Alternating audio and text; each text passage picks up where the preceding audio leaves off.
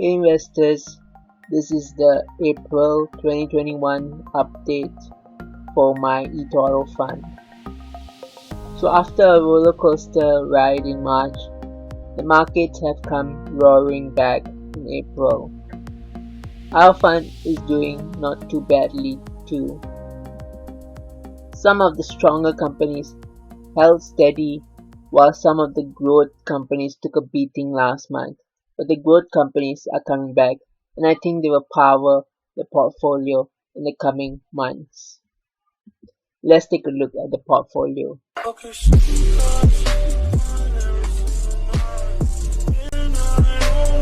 So for the year so far, we have done about 7.76%. And I think that's not too bad. You can see that April has been a very good month so far. So let's take a look at the portfolio. These are our top holdings. You can see the value, the allocation here. Some of these companies have surprised me, like Google has done very well so far this year.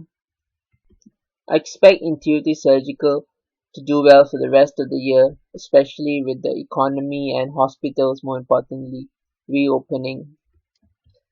Alibaba still looks very cheap, so I expect the market to give it a higher valuation over time.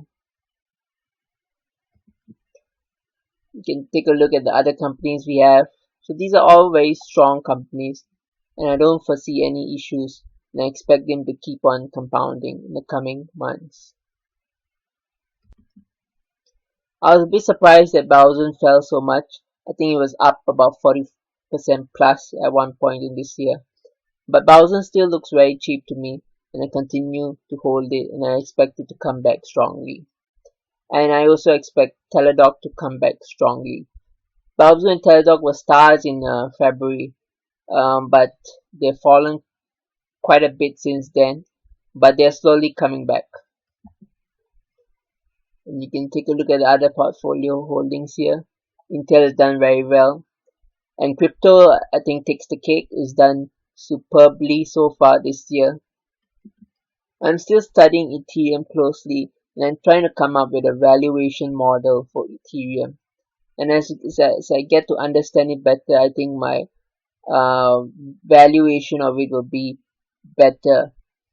At the moment, I'm not looking to add any more crypto at this point of time, but I think if there are significant dips, I might add to my Ethereum holding.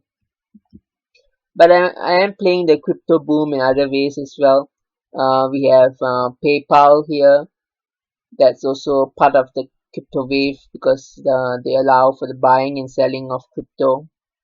And then we also have Nvidia, and Nvidia produces chips which are used in the mining of a lot of crypto. So we are playing the crypto boom in other ways, and I think these are safer ways to play the crypto boom. You can take a look at the other companies we hold in the portfolio, and we are all done relatively well. You can see that all the holdings are up, mostly up for the year. Even stocks that took quite a beating last month, like DocuSign, have come back. I did buy a new stock last month. I bought Amwell, and my timing couldn't have been worse. A few days after I bought Amwell, it fell, I think, about 15 or 16%. But I'm still bullish about Amwell. It's a $4 billion plus company. They have about $1 billion in cash, and they are part of a industry that I think has a lot of tailwinds, telemedicine. They are the number 2, but they could also be counted as number 1 because they are providing the back-end software to hospitals that provide telemedicine. So in that way, they're not that close of a competitor to Teladoc, which operates more of a marketplace kind of service. So my vision for Amwell is to become like the Shopify of hospitals. So I'm still confident of Amwell, and I'll continue to hold it. In fact, if it dips to maybe $12 or $11, I might add more to my Amwell position. So overall, I'm pleased. A lot of stocks are doing well, and I expect those that have not done so well so far this year to also continue to do well in the coming months. These are all very strong, competitively advantaged companies. And if you're interested to be part of this portfolio, you can join the etoro platform and you can click copy and you will become part of the portfolio.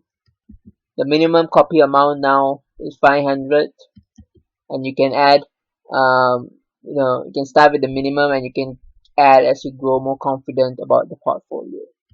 But you have to hold long term because the short term is hard to predict. The portfolio can dip 5 to 10% tomorrow, but it can also go up another 5 to 10% quite quickly.